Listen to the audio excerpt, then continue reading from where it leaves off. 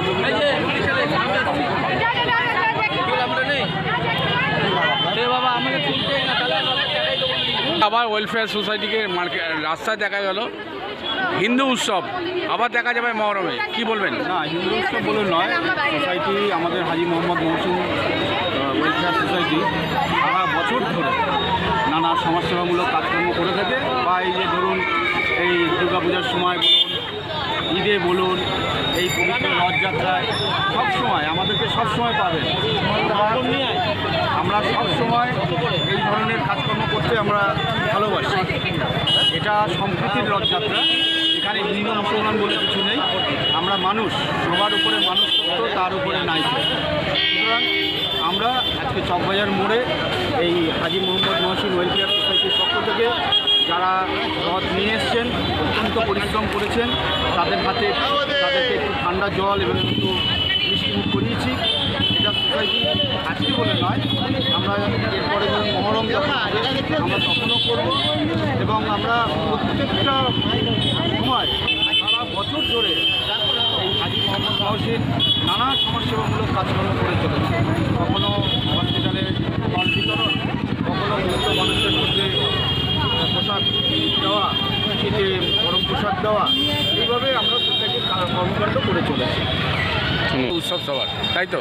এটা আজ বলে নয়, এটা আমাদের অনেক বছর ধরে একইভাবে এইভাবে চলছে।